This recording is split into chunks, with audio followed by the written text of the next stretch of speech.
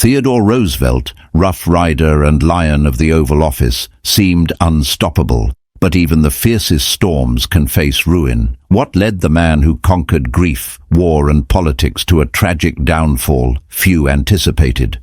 From personal loss to political betrayal and the relentless weight of power, Roosevelt's story is not just one of triumph, but of human vulnerability. Join us as we unravel the moments where courage met consequence and witness the unraveling of one of America's greatest titans. A bullet that shakes the republic. The street is quiet. The summer sun bakes the sidewalks of Buffalo. But inside the Pan-American Exposition, the world is on edge. A president smiles, oblivious to history waiting in the shadows. Then, a gunshot. A single explosive sound cracks through the hall like a thunderclap. The old America shudders. The republic, steady for decades yet teetering under political rot, wobbles like a house of cards. The bullet strikes with surgical precision, not just at the body, but at the confidence of an entire nation. William McKinley, the man of ceremony and moderation, falls. Panic and chaos surge like molten lava through the corridors of power. And into that chaos steps a man no one wanted. A 42-year-old hurricane of energy, unpolished, untamed, and unpredictable. Theodore Roosevelt. He is the heir not by choice, but by circumstance. The vice president, a position long scorned as ceremonial, now becomes the epicenter of the storm. Washington trembles, the press scrambles, the public gasps. A republic accustomed to order faces something it cannot control. Roosevelt is unlike any figure before him. He is not a polite statesman. The corridors of the White House have never seen such raw, kinetic energy. Every step he takes is a declaration, every glance a challenge to the world. He does not tiptoe around politics, he barrels through it. Behind the spectacle of tragedy lies a political earthquake. America is a nation of rules and traditions, yet here is a man who will bend them to his will. The machinery of government, accustomed to soft-spoken speeches and careful handshakes, now faces a whirlwind. Governors, senators, lobbyists, they do not yet know it, but their routines are about to be obliterated. The press calls him energetic, reckless, almost too intense. But beneath the surface lies more than charisma. There is a history of survival. There is the echo of battles fought in darkness, of challenges accepted, of nights spent warring against mortality itself. This man has confronted death before, and now he faces politics with the same determination. Even as the nation mourns, Roosevelt's mind is already moving. Strategy, vision, action, they come as naturally as breath. He understands the fragility of life and government alike. He knows that history does not pause for grief. The country teeters on the edge, and he is the lever that will tilt it. The irony is sharp. The man who seemed unwanted, untested, even underestimated, is the one history demands. The republic has been shaken, and in the vacuum of fear and uncertainty, Roosevelt sees opportunity. He does not merely step into office. He storms it. He will not be a caretaker. He will remake the rules, redefine power, and turn personal tragedy into national destiny. Every citizen, every political opponent, every whispering skeptic will come to feel the presence of this new presidency. Roosevelt's arrival is more than succession, it is transformation. A republic accustomed to politeness now meets something unprecedented. The air itself seems charged with the electricity of impending change. And yet, who is this man behind the hurricane? Who is the boy who built himself from nothing, the fragile child who will now command a nation? Before he can remake America, he must first have conquered himself. The bullet has shaken the republic, but what kind of man rises from the shadows of fragility and fear to wield such power? The boy who couldn't breathe.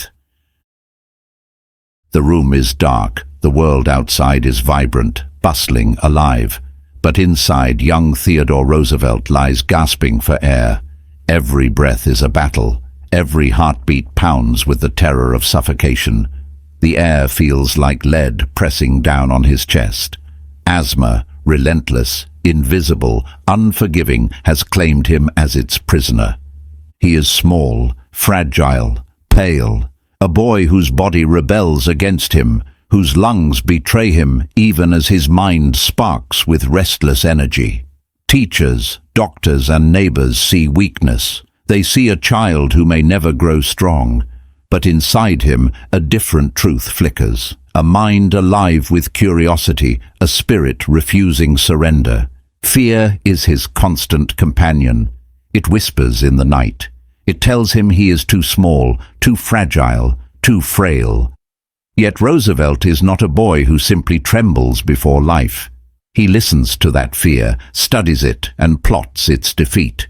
Each struggle to inhale becomes more than survival, it becomes training. Each wheezing gasp is a declaration of defiance. His body may betray him, but his mind refuses to kneel. The world outside does not pause for a sick child.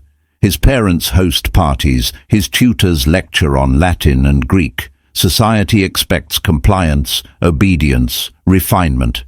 But Theodore is already aware that life will not wait.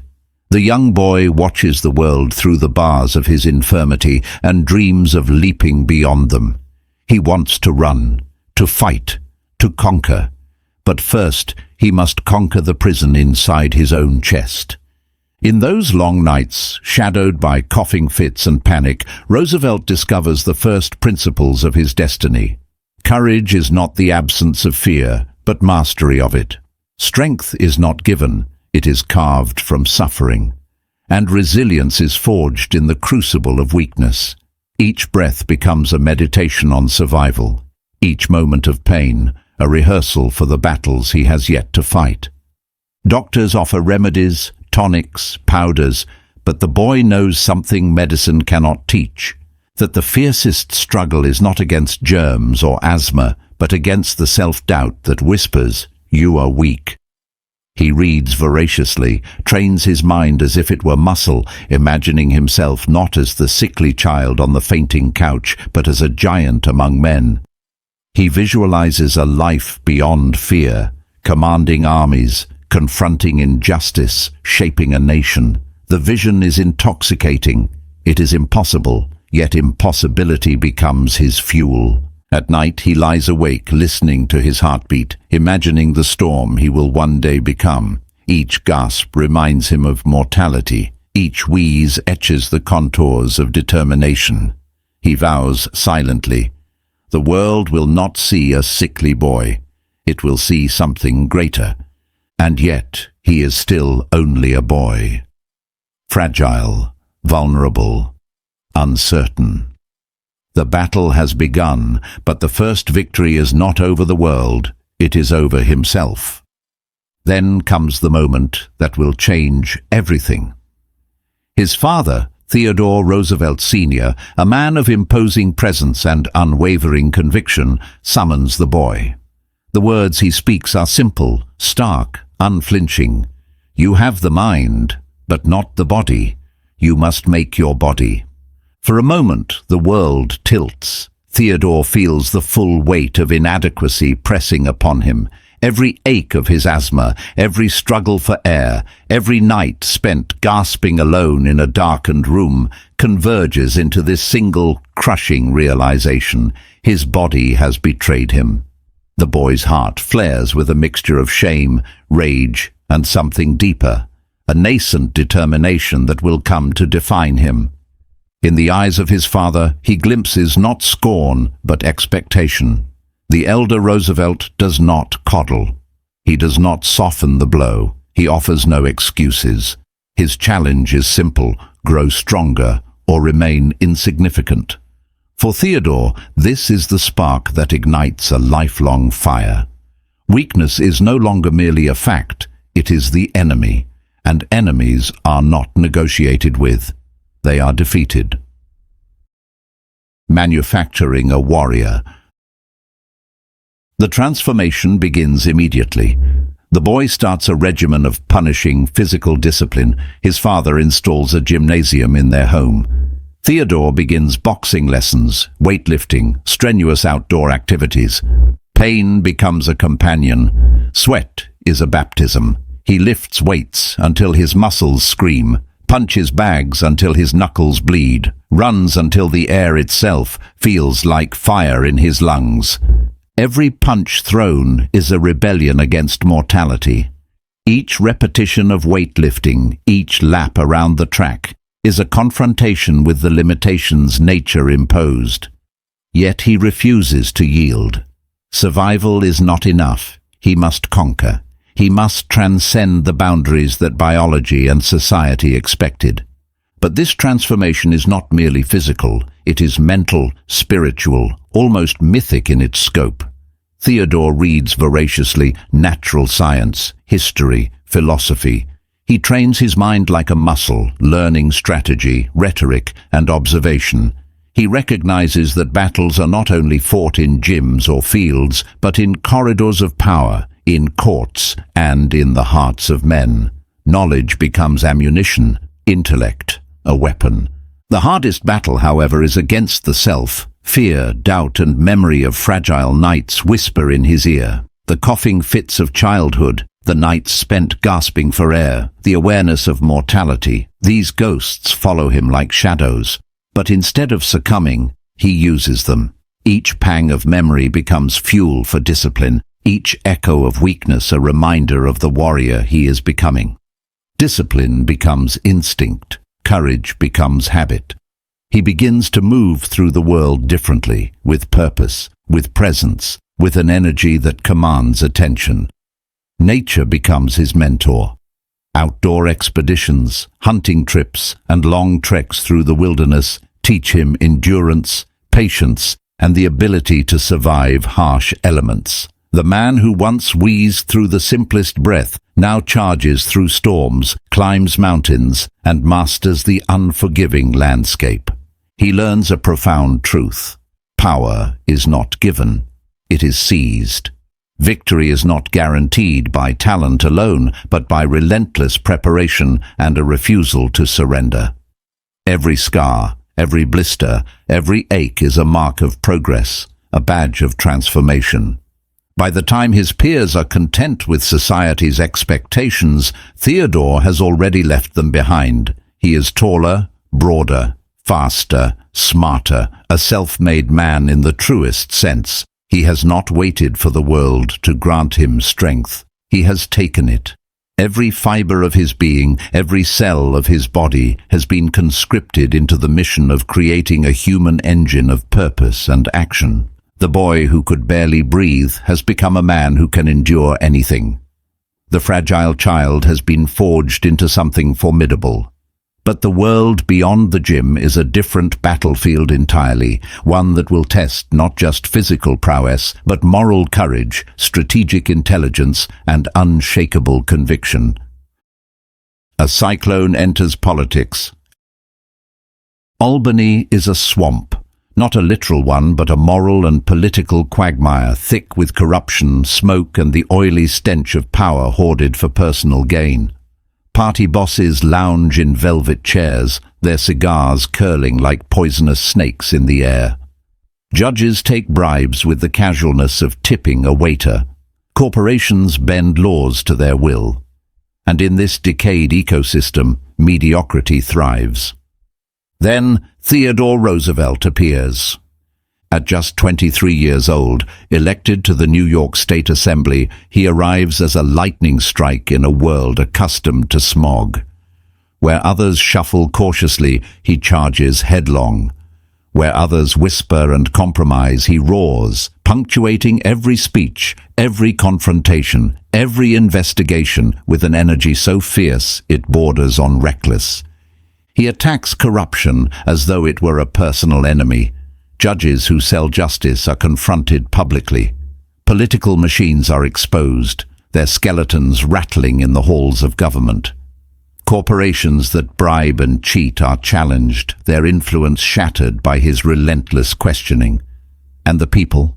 They watch, electrified. Here is a man who is neither politician nor poet. He is something more dangerous. He is real. Albany has never seen such transparency, such raw honesty, such refusal to play by the unwritten rules. Roosevelt treats the political world as he treated his own body. A challenge to be mastered, a battlefield where weakness has no place. There is no room for compromise with mediocrity. There is only action, impact, and consequence. But his methods are not universally admired.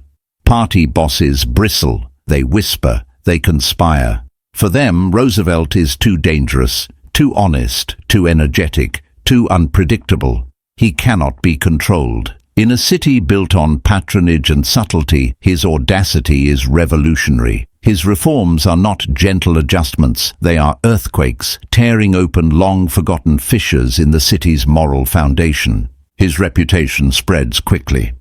After his initial years in Albany, Roosevelt moves through a series of increasingly important positions. He serves as U.S. Civil Service Commissioner, vigorously enforcing merit-based hiring and battling entrenched political interests. He makes powerful enemies, but cements his image as a champion of honest government. In 1895, he becomes president of the New York City Police Board, essentially the police commissioner. New York City's police force is notorious for corruption, inefficiency, and close ties to Tammany Hall, the city's powerful democratic political machine. Roosevelt plunges headfirst into reform. He famously walks the beats at night, often in disguise, to catch officers sleeping on duty, taking bribes, or failing to respond to emergencies. He shuts down illegal saloons, enforces liquor laws that had long been ignored, cracks down on gambling and prostitution. He promotes officers based on merit rather than political connections, establishes police academies, and even introduces bicycle patrols. He is tireless, often working 16-hour days, and his efforts dramatically improve the professionalism and integrity of the force. His time as police commissioner attracts national attention, making him a household name. He is recognized not only for his reformist zeal, but also for his exceptional administrative capabilities. Albany becomes a laboratory, a proving ground for the man who will one day command the nation. His reforms are radical. His enemies call him reckless, but the people call him brave. Yet the very audacity that inspires the public terrifies the political elite. Roosevelt is too volatile, too visible. They recognize a truth that terrifies every entrenched power structure. This man cannot be controlled. So they plot, they maneuver. But before they can neutralize him politically, fate intervenes in the form of war. Love, loss, and a shattered soul. Before we follow Roosevelt to war, we must understand the tragedy that nearly destroyed him, a wound deeper than any political betrayal or physical ailment. The day begins like any other, bright with promise, filled with laughter and warmth. Roosevelt has married Alice Hathaway Lee, a beautiful young woman who has captured his heart entirely. For a man who has spent his life battling adversity, Alice represents something precious: joy, companionship, hope. She is his sanctuary in a world of struggle.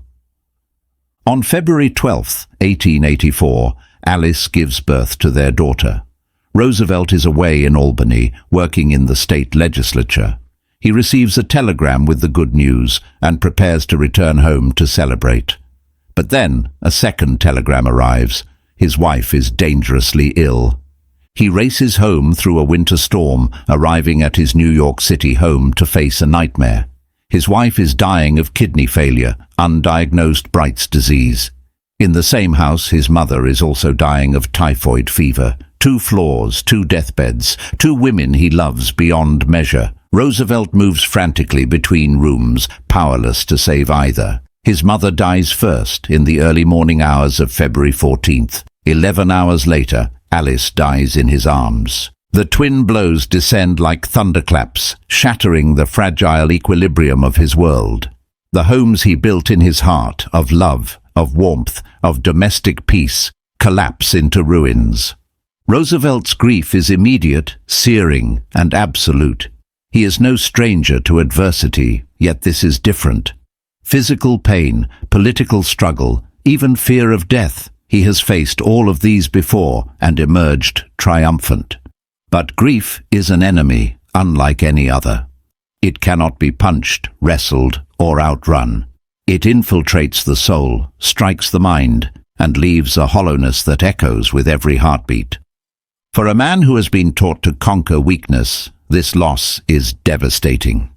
In his diary, he draws a large X on the page and writes, "The light has gone out of my life." He cannot remain in New York. The memories are too painful. He leaves his infant daughter in the care of his sister and flees west to the Dakota Territory. He needs distance. He needs the wilderness. He needs to escape the suffocating weight of his loss. The cowboy who refuses to stay broken. The plains stretch endlessly under a cold, indifferent sky. North Dakota is harsh. The wind bites with icy teeth, rattling the sparse wood of the cabins. Cattle bellow, horses snort. Dust rises and falls like the ghosts of all that has been lost. It is here, in this unforgiving wilderness, that Theodore Roosevelt retreats, a man stripped of the joy he had briefly known, but not of will. The city has betrayed him. The comforts of society have offered nothing but reminders of absence and grief. His heart aches with the memory of Alice, her face burned into his mind. Yet he refuses to collapse. He refuses to surrender. The wilderness becomes his therapist, his battlefield. Every day is a test of endurance.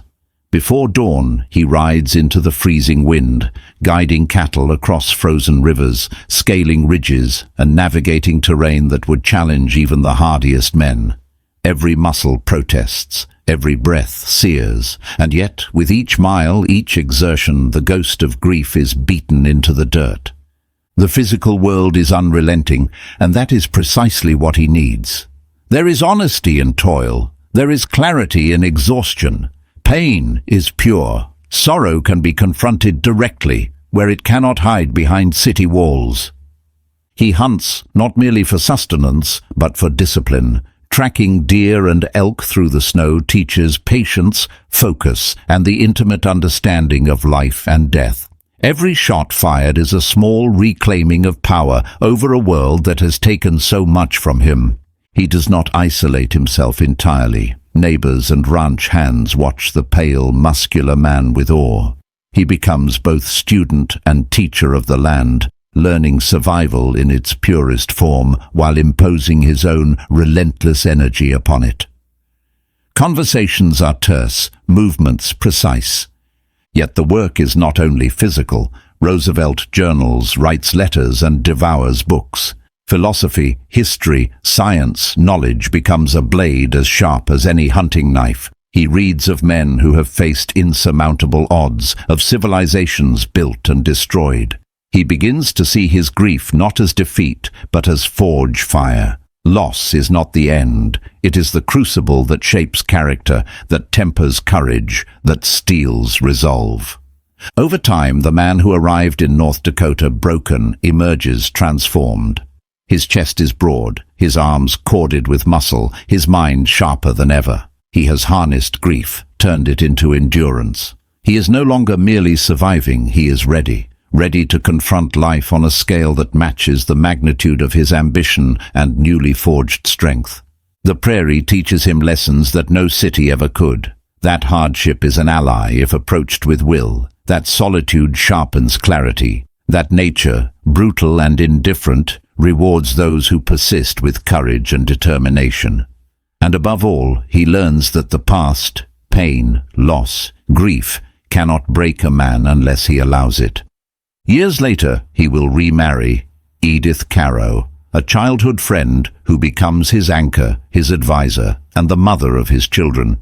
But he never speaks of Alice again. Her name is erased from his autobiography. The wound is too deep, the scar too permanent.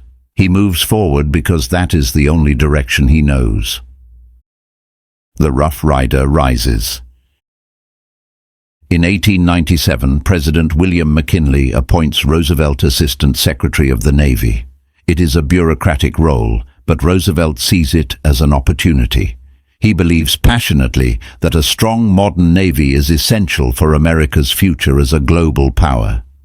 He works tirelessly to prepare the fleet for potential conflict, pushing for increased funding, better training, and the acquisition of more modern warships. He is convinced that war with Spain, primarily over the Cuban struggle for independence, is inevitable and perhaps even desirable as a means for America to assert its newfound strength on the international stage. When the USS Maine explodes in Havana Harbor in February 1898, war becomes almost a certainty. For Roosevelt, it is an opportunity not just for America, but for himself. He feels an intense personal need to participate in the conflict, to prove his mettle on the battlefield. To the astonishment and dismay of many, Roosevelt resigns his comfortable and influential government post to volunteer for military service. He quickly helps form the first U.S. Volunteer Cavalry Regiment, famously known as the Rough Riders. This is a unique unit, composed of an eclectic mix of Ivy League athletes, Western cowboys, Native Americans, and prospectors, a microcosm of America itself. Roosevelt, despite lacking significant military experience, is appointed lieutenant colonel and later takes effective command of the regiment. The scent of gunpowder hangs heavy in the Cuban air. The sun is merciless, beating down on men who are already fatigued, scorched, and terrified. The terrain is unforgiving. Hills rise like jagged teeth, covered in brush that conceals enemies and death alike. The Spanish-American War is not an abstract concept here. It is heat, pain, fear, and bullets. The Rough Riders are deployed to Cuba, and their most iconic moment comes on July 1, 1898, during the Battle of San Juan Heights. Roosevelt, leading his men on foot, their horses had been left behind, spearheads a daring charge up Kettle Hill, a strategic position overlooking Santiago. This is not a carefully planned military maneuver, but a chaotic, desperate scramble under intense enemy fire. Roosevelt, conspicuous in his uniform and wearing eyeglasses, is at the very front, urging his men forward. His bravery is undeniable. He is among the first Americans up the hill, and his leadership helps secure the capture of Kettle Hill. Each step is more than physical effort. It is proof that human will can overcome fear, that discipline forged in solitude can triumph in chaos. Every man under his command senses it. They are following not just a leader, but something unprecedented, a living embodiment of courage, determination, and relentless energy. They charge into danger because he charges first, without hesitation, without doubt, without fear. The hill becomes a stage where legend is born. Roosevelt's body bears the scars of battle, but his spirit is untouchable. He understands the alchemy of heroism. It is not merely survival, but the ability to inspire survival in others. Every wound he receives, every bullet that whistles past, is a note in the symphony of valor that will echo through history. Victory on San Juan Hill cements more than military success. It transforms Roosevelt from politician and adventurer into American legend. Newspapers across the nation lionize the Rough Riders. Stories of daring, bravery, and charisma dominate headlines. The public sees a hero. The soldier has become a legend, and legends once created have power that no political machine can easily contain. The hero becomes the threat. Returning from Cuba, Roosevelt is met with a hero's welcome. His reputation as a courageous leader who literally led from the front quickly translates into political capital. The Republican Party in New York, recognizing his immense popularity, sees him as their best chance to win the governorship in the upcoming 1898 election. He runs on a progressive platform, promising to bring his characteristic vigor and integrity to Albany. He campaigns tirelessly, leveraging his war fame, and is overwhelmingly elected governor of New York. As governor, Roosevelt continues his reformist agenda, often clashing with the entrenched political machine, particularly the powerful Republican boss, Senator Thomas C. Platt. He pushes for civil service reform, regulates public utilities, initiates labor protections, and advocates for conservation measures. His independent actions and his willingness to challenge powerful interests make him a troublesome figure for the party bosses. Where previous leaders have whispered, compromised, or looked the other way, Roosevelt confronts corruption directly. Judges who have been bribed and manipulated are publicly challenged. Party bosses who manipulate elections are exposed. Corporations that bend laws for profit are scrutinized relentlessly. Every speech he gives is a battle cry. Every decree a cannon fired at the foundations of entrenched privilege. The political bosses are unaccustomed to this level of audacity. They have built careers in shadows and half-truths. They are patient, calculating, subtle. But Roosevelt is something they cannot predict or control. His reforms are radical. His enemies call him reckless, but the people call him brave. The public, sensing a man of principle, rallies behind him. Citizens, long resigned to political manipulation, see a figure who does not bend, who does not yield, who refuses to compromise on integrity. Newspapers laud him as a moral force. They call him honest, fearless, uncontainable. To the voters, he is more than a governor. He is a symbol of hope, a living testament that one man can challenge entrenched power and survive, even triumph. But with public admiration comes panic among the political elite. They are terrified of a figure they cannot control. Roosevelt is too visible, too popular, too dynamic.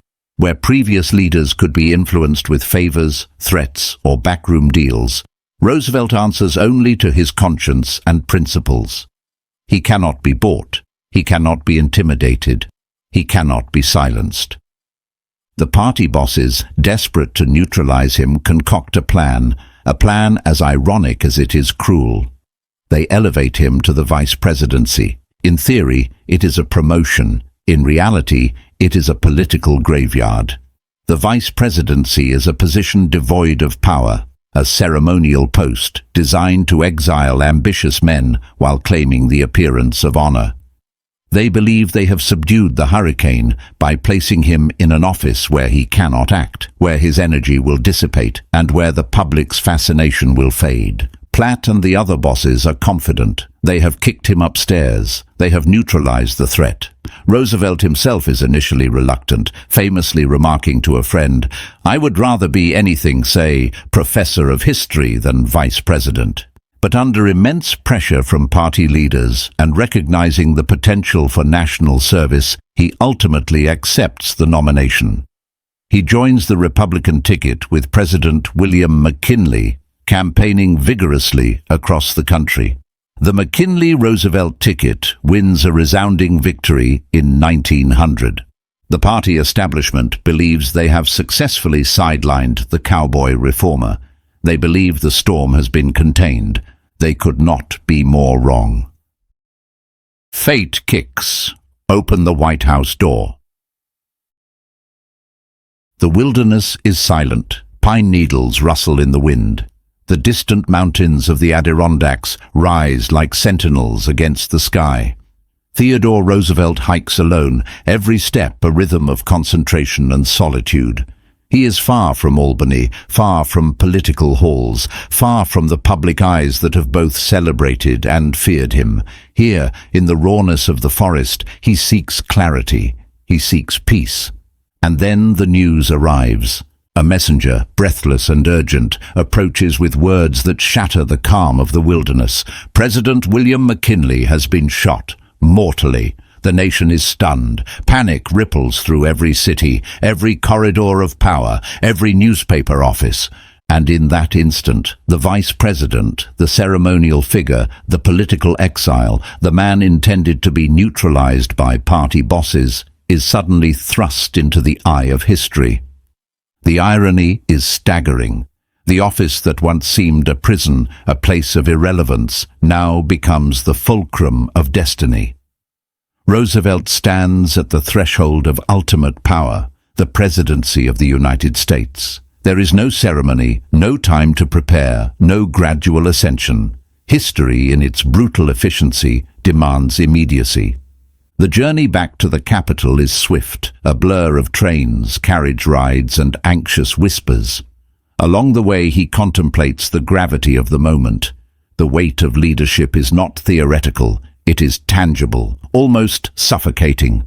Every mile traveled is a reminder that the nation teeters, fragile and vulnerable, and that he must now shoulder the destiny of millions. Roosevelt arrives in Washington, to a city electrified with tension. The White House, once a palace of routine and protocol, now quivers under the knowledge of sudden transition. Advisors shuffle papers, clerks whisper warnings, the press races for information. And through it all, Roosevelt moves with a certainty born not of arrogance, but of preparation. Every lesson from childhood, every trial in North Dakota, every battle in Cuba, every political confrontation has led to this moment. He understands the fragility of the world, the capriciousness of fate, and the necessity of decisive action. Upon entering the White House, he is confronted with both the enormity of office and the vacuum of leadership. Policies must be managed. Crises must be addressed. Political rivals, once confident in his exile, watch with fear and anticipation. His first acts are decisive. He refuses to maintain the cautious moderation of his predecessor. He understands that the nation, shaken by tragedy, needs more than management. It needs vision, courage, and action. He moves swiftly to assert authority, to clarify priorities, to demonstrate that the presidency is not a static office, but a dynamic instrument of national will. At 42 years old, Theodore Roosevelt becomes the youngest president in U.S. history, a distinction he still holds. It is an abrupt, shocking ascension that thrusts a man whom the party bosses had tried to bury politically into the highest office amid national turmoil. Yet Roosevelt meets the moment with his characteristic vitality. His first act as president is to assure the nation that he would continue McKinley's policies, seeking to provide stability and continuity in a time of uncertainty. However, it quickly becomes clear that this is not merely a caretaker presidency. The accidental president is about to embark on one of the most transformative presidencies in American history, changing the very nature of the office and the role of government in American life. The lion in the Oval Office. The White House, once a quiet palace of protocol and ceremony, now thrums with energy. The air is electric, as if the walls themselves recognize the arrival of something unprecedented. Theodore Roosevelt strides through corridors with a purpose that unsettles staff, advisors, and diplomats alike. The country is changing, yet it trembles under the weight of monopolies, corruption, and industrial excess. Trusts dominate the economy with unchecked authority, crushing small businesses and bending politicians to their will. Corporations operate like empires, with little regard for law, morality, or the citizenry. The people, increasingly disillusioned, feel powerless. Roosevelt begins with courage. He does not tiptoe around powerful interests. He does not consult endlessly with cautious advisors. He moves with momentum. The first trust-busting cases are launched, sending shockwaves through Wall Street and boardrooms. Industrial titans, accustomed to cozy deals and silent compliance, are confronted by the full weight of federal authority. Central to his approach is his concept of the presidency as a bully pulpit. For Roosevelt, the White House is not just the seat of executive power, it is a platform of immense moral authority. The word bully in his time didn't mean a tormentor, but rather something closer to superb or first-rate. He sees the presidency as a first-rate platform from which to preach, to exhort, to educate, and to rally the American people behind his agenda for reform. He is a master of public relations long before the term is coined. Understanding the power of the press and the importance of public opinion, he cultivates relationships with journalists, holds regular press briefings, and strategically shapes narratives. He can be charming, witty, and incredibly persuasive, but he can also be forceful and intimidating, using the full weight of his office to pressure Congress and corporate interests into submission. This idea is coupled with an even more radical interpretation of presidential power, the stewardship theory. For decades, the prevailing view had been one of strict constructionism, meaning the president could only do what the Constitution explicitly authorized. Roosevelt turns this on its head. He argues that it is not only his right, but his duty to do anything that the needs of the nation demand, unless such action is explicitly forbidden by the Constitution or by law. He sees himself as a steward of the people, a guardian of the public welfare, empowered to act decisively for the common good. This is a dramatic expansion of executive authority, a philosophical break from the passive presidencies of the Gilded Age. Every prosecution is deliberate. Roosevelt understands the psychology of power. He knows that confronting monopolies is not just about justice, it is about demonstrating that the federal government is no longer a passive observer. It is a living, breathing instrument of the people, capable of action, capable of enforcement, capable of reshaping the moral and economic fabric of the nation. He does not limit himself to economic reform. Political corruption, bribery, and inefficiency are targeted with equal intensity. Judges and officials who have long enjoyed immunity from scrutiny find themselves under investigation. The message is clear: no one is above the law. Yet Roosevelt's power is not merely reactive. He is proactive, visionary, and unafraid to expand the role of the presidency itself. Conservation becomes a national priority. Forests, rivers, and lands previously exploited without regard for the future are placed under federal protection. He saves 230 million acres of wilderness from destruction, creating national parks and monuments. He sees leadership not as management of the present, but as stewardship of the future. His energy is contagious. Cabinet members, initially cautious or intimidated, are swept along by his intensity. Congress, wary at first, begins to recognize the political cost of resisting him. Public opinion, once fickle, solidifies behind a president who embodies action, courage, and moral clarity. Roosevelt also asserts American power on the world stage. He mediates the Russo-Japanese War, earning the Nobel Peace Prize, the first American president to receive the honor.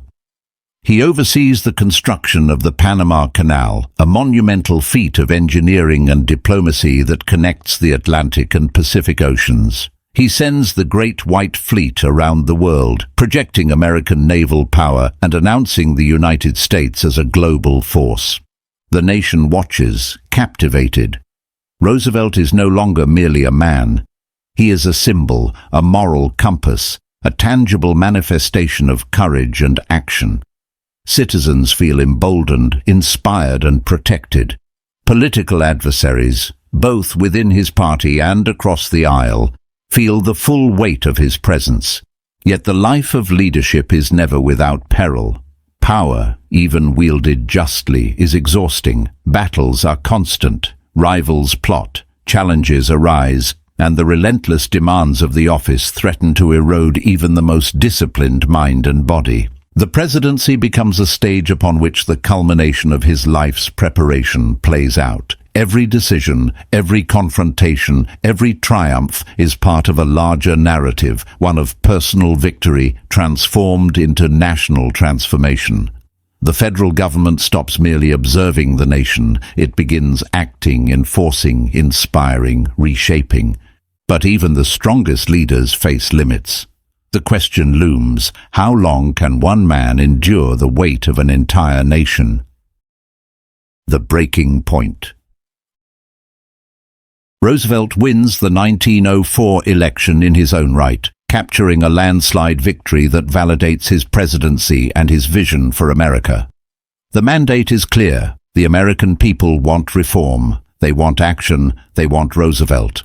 He is at the height of his power, his popularity unassailable, his influence unmatched. But in a moment that will haunt him for the rest of his life, Roosevelt makes a promise. On election night, flush with victory, he announces that he will not seek another term. He declares that the tradition established by George Washington, serving only 2 terms, should be honored. He considers his current term, though he inherited it, as his first full term, and he vows that 1908 will mark his departure from the White House. It is a decision made in the euphoria of triumph, a gesture meant to demonstrate his Republican virtue and respect for democratic tradition. But it is also a decision he will come to regret with every fiber of his being. As his second term progresses, Roosevelt continues his aggressive reform agenda. He pushes for railroad regulation, pure food and drug laws, and expanded conservation efforts. He mediates labor disputes, champions workers' rights, and continues his crusade against corporate monopolies. His energy seems boundless, his vision clear, his impact undeniable. But 1908 approaches with the inexorability of a ticking clock. Roosevelt, bound by his own promise, must choose a successor. He selects William Howard Taft, his Secretary of War and a trusted friend. Taft seems the perfect choice, loyal, competent, committed to continuing Roosevelt's progressive policies. Roosevelt campaigns vigorously for Taft, using all his influence and popularity to secure his friend's election. Taft wins easily. Roosevelt, confident that his legacy is in good hands, departs for an extended African safari and European tour. He leaves America believing that his work will continue, that the reforms he fought for will be protected and expanded, that the spirit of progressivism will endure. He could not be more wrong. Almost immediately, Taft begins to disappoint. The man Roosevelt trusted proves to be cautious where boldness is needed, conciliatory where firmness is required. Taft aligns himself with the conservative wing of the Republican Party, the very forces Roosevelt had spent years battling. He fires Gifford Pinchot, Roosevelt's close friend and chief forester, in a dispute over conservation policy, a move that strikes at the heart of Roosevelt's legacy. When Roosevelt returns to America in 1910, he is shocked by what he finds. His reforms are being undermined, his allies are being purged, his vision for a progressive America is being abandoned. Taft, the man he handpicked, has betrayed everything he stood for. The sense of betrayal cuts deeper than any political defeat. This is personal. Roosevelt had trusted Taft completely, had believed in him, had staked his legacy on him, and now that trust has been shattered. The realization is devastating. In choosing to step down, in honoring tradition over instinct, Roosevelt has allowed his life's work to be dismantled. He tries at first to remain above the fray. He gives speeches, advocates for progressive causes, attempts to influence policy from the outside. But it is not enough. Watching from the sidelines as his legacy crumbles proves unbearable. The man who charged up San Juan Hill, who battled corporate titans, who transformed the presidency itself, cannot simply stand by and watch it all unravel. By 1912, Roosevelt makes a fateful decision. He will challenge Taft for the Republican nomination. He will return to politics, not out of ambition, but out of necessity. America, he believes, needs him. The progressive cause needs him. His legacy needs him. But the Republican establishment, led by Taft and the conservative wing, controls the nomination process. Despite Roosevelt's popularity, despite winning most of the primary elections where voters could directly express their preference, the party bosses deliver the nomination to Taft. It is a theft, a corruption of democracy, a betrayal by the very party Roosevelt had served for decades. Roosevelt, faced with this injustice, makes a decision that will split the Republican Party and ensure Democratic victory. He will run as a third-party candidate under the banner of the Progressive Party, quickly nicknamed the Bull Moose Party after Roosevelt famously declared himself as strong as a bull moose. The campaign is fierce, passionate, and ultimately doomed. Roosevelt campaigns with all his legendary energy, crisscrossing the country, delivering speech after speech, rallying supporters with his vision of a new nationalism, a bold expansion of federal power to ensure social justice and economic fairness. And then, in Milwaukee, Wisconsin, on October 14, 1912, destiny delivers another blow. The bullet that couldn't kill him.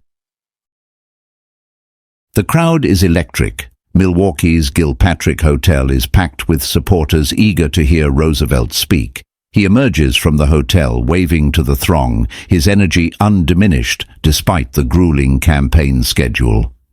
He climbs into his open car, prepared to head to the auditorium for his speech. And then a shot rings out. A would-be assassin, John Schrank, fires a .18 caliber revolver at point-blank range. The bullet strikes Roosevelt in the chest. He staggers, touches his chest, sees blood. The crowd erupts in chaos. His aides rush to him, ready to cancel the speech, to rush him to the hospital, but Roosevelt refuses. He probes his mouth, checks for blood. Finding none, he concludes the bullet has not pierced his lung. He reaches into his coat pocket and finds that the bullet has passed through his steel eyeglass case and the folded 50-page manuscript of his speech before lodging in his chest muscle. The thick manuscript has slowed the bullet, likely saving his life. "I will make this speech or die," he declares. "It is one thing or the other." He insists on going to the auditorium. When he arrives, he pulls out the blood-stained manuscript and shows it to the stunned audience. "Friends, I shall ask you to be as quiet as possible," he begins. "I don't know whether you fully understand that I have just been shot, but it takes more than that to kill a bull moose." He speaks for 90 minutes, his shirt soaked with blood, his voice never wavering. It is perhaps the most extraordinary display of physical courage in American political history. The newspapers explode with coverage. The legend of Theodore Roosevelt reaches mythic proportions, but it is not enough. When the votes are counted in November, Roosevelt finishes second, ahead of Taft, but behind the Democratic candidate, Woodrow Wilson. The Republican vote has been split, ensuring Democratic victory. Roosevelt's campaign, despite its passion and his near martyrdom, has failed. The defeat is crushing in ways that go beyond mere electoral loss. Roosevelt has not only failed to reclaim the presidency, he has ensured that his party, the party he served and reformed, has been defeated.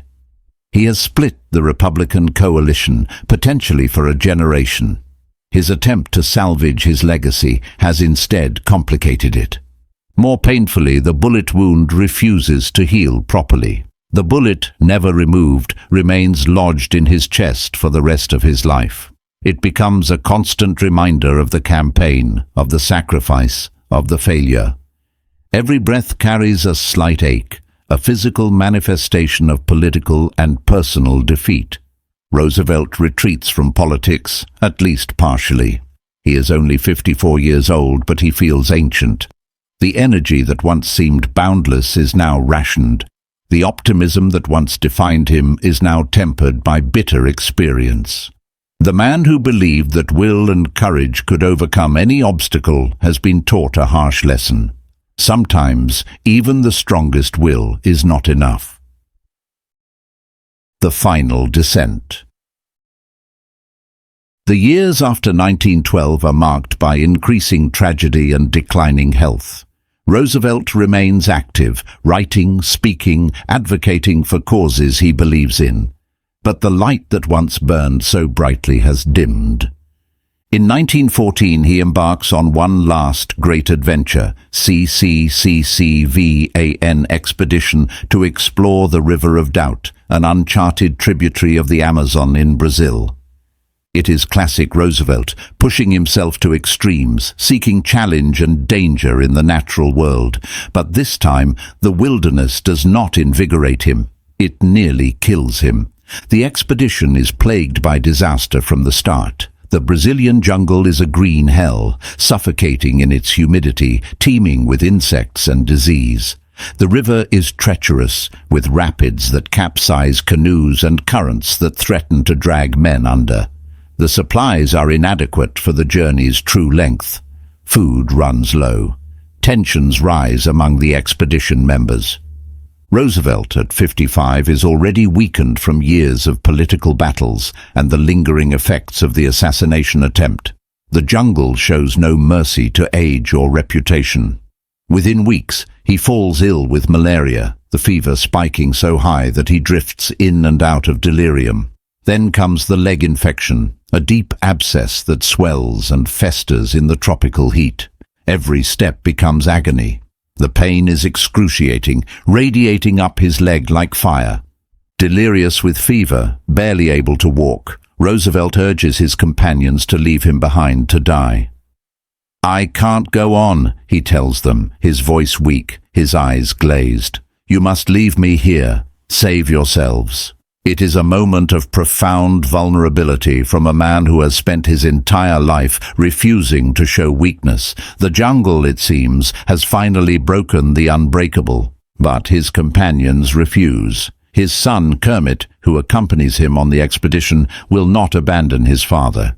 The team carries Roosevelt through the jungle, hauling him over treacherous terrain, nursing him through fever dreams, where he recites poetry and relives battles from decades past. They fear, with each passing day, that he will not survive. Somehow he does. But the expedition leaves him permanently, irrevocably weakened. He loses over 50 pounds, his robust frame withering to a shadow of its former self. The infection in his leg never fully heals, leaving a chronic wound that causes him pain for the rest of his life. The malaria recurs periodically, bringing waves of fever and weakness that confine him to bed for days at a time. The doctors warn him. His body has been damaged beyond repair. He has perhaps shortened his life by 10 years. He returns to America diminished, his health shattered.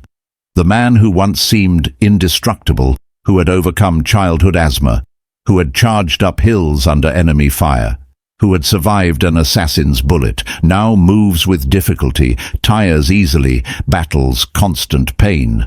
The body that he had forged from childhood weakness, that he had hardened into a weapon of will, is finally, inexorably betraying him. The jungle has taken what politics could not, his vitality, his strength, his sense of physical invincibility. Then comes World War I. Roosevelt, ever the advocate for American strength and intervention, campaigns vigorously for U.S. entry into the war. When America finally joins the conflict in 1917, Roosevelt begs President Wilson for permission to raise a volunteer division and lead it to France, a reprise of the Rough Riders, one last charge into battle, one final opportunity to prove himself on the field of honor. Wilson refuses. It is a sensible decision. Roosevelt is nearly 60 in poor health and lacks modern military training. But for Roosevelt it is one more crushing disappointment, one more reminder that his time has passed, that the world no longer needs him in the way it once did. The rejection stings deeper than any political defeat. He is being told, in essence, that he is too old, too broken, too obsolete for the new world that is emerging from the ashes of the old. And then the cruelest blow of all. His youngest son, Quentin, a pilot, is shot down and killed over France in July 1918. Quentin was Roosevelt's favorite, the one who most resembled his father in spirit and courage, the child who embodied everything Roosevelt valued: bravery, idealism, selfless service.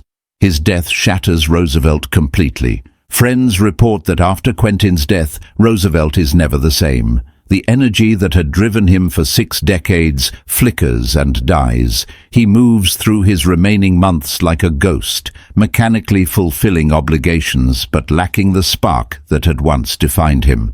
He speaks of Quentin constantly, unable to accept the loss, unable to process the grief.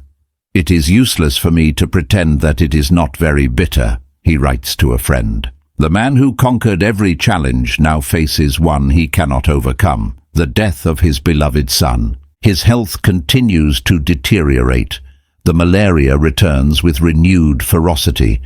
The old leg infection flares, sending shooting pains up his thigh. He develops inflammatory rheumatism, a painful condition that leaves his joints swollen and aching, making it difficult to walk or even hold a pen. He is hospitalized multiple times, each stay longer than the last. His hearing fails. His eyesight dims. He has been blind in one eye since a boxing injury in the White House, and now the other eye begins to fail as well, stealing from him the pleasure of reading that sustained him through childhood illness. On January 5, 1919, Theodore Roosevelt writes his final editorial for the Kansas City Star, still advocating for his political beliefs, still fighting in the only way left to him, with words. That night, he goes to bed at his home in Sagamore Hill, complaining of breathing difficulties and pain. The asthma that plagued his childhood has returned, a cruel circle closing. He tells Edith he feels strange, that something is wrong. She helps him to bed, worried but hopeful that rest will restore him as it always has. In the early morning hours of January 6, 1919, Theodore Roosevelt dies in his sleep. A blood clot, likely related to his various health problems, stops his heart. He is 60 years old. The boy who fought for every breath has finally stopped breathing. His death shocks the nation. Despite his declining health, many had assumed Roosevelt would always be there, an eternal presence in American life, too stubborn, too vital to ever truly fade. Newspapers across the country run tributes. Former political adversaries praise his courage, his integrity, his impact. The public mourns. Flags fly at half-mast. The outpouring of grief is genuine and profound. Vice President Thomas Marshall, upon hearing of Roosevelt's death, says simply, "Death had to take him sleeping, for if Roosevelt had been awake, there would have been a fight."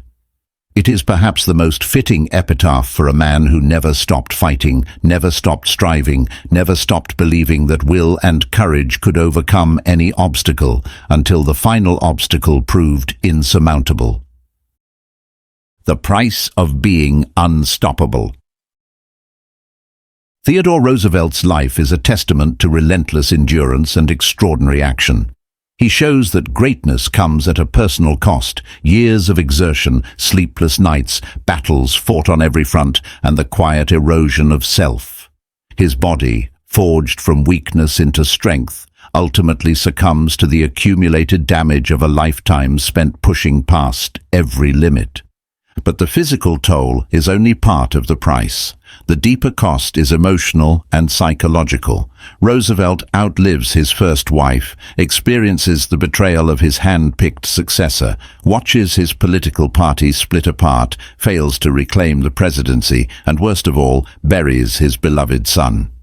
Each loss carves away at the foundation of his spirit until, by the end, there is little left but determination without joy, duty without passion. His final years reveal a tragic irony. The man who transformed himself from a sickly child into an unstoppable force, who charged up hills under fire, who confronted corporate monopolies and reshaped the presidency, is ultimately defeated not by enemies or challenges, but by time, mortality, and grief. The very qualities that made him extraordinary, his relentless energy, his refusal to accept limits, his need to always be in action, accelerate his decline. Roosevelt dies believing, perhaps, that he has failed. His progressive reforms are being rolled back. His party is divided. His attempt to return to power has been rejected by the voters. His son is dead. His body is broken. The man who once seemed to embody America's limitless potential has been forced to confront the very definite limits of human existence. Yet history renders a different verdict. Roosevelt's impact on America is profound and enduring. He transforms the presidency from a largely ceremonial office into the center of American political life. He establishes the principle that the federal government has both the right and the responsibility to regulate economic power in the public interest. He saves millions of acres of wilderness for future generations. He projects American power onto the world stage, making the United States a true global force. More than specific policies, Roosevelt changes the American psyche. He embodies a spirit of courage, action, and moral clarity that inspires generations. His life story, from sickly child to Rough Rider to president, becomes a foundational American myth, proof that determination and will can overcome any obstacle. But the cost of creating that myth is the man himself. The boy who could barely breathe becomes the president who cannot rest. The warrior forged in the crucible of loss becomes the leader isolated by the weight of command. The hero who survives a bullet to the chest is ultimately felled by a broken heart. Roosevelt's tragedy is not that he fails, but that he succeeds too well. He pushes himself beyond human limits, achieves more than any single person could reasonably accomplish, and in doing so, burns himself out. The fire that drives him also consumes him. The strength that lifts him up also grinds him down. The very qualities that make him a titan of history make him a tragic figure in life. His final resting place at Sagamore Hill overlooks the waters where he once swam with his children, the woods where he once hiked with boundless energy, the world he once dominated with his presence. It is a quiet ending for a man who was never quiet, a peaceful rest for a man who never rested. Was Roosevelt's downfall the result of fate, hubris, or circumstance? Could even a force of nature be brought low? Share your thoughts on the trials that tested the Lion of the White House and how his story reshapes the way we see history.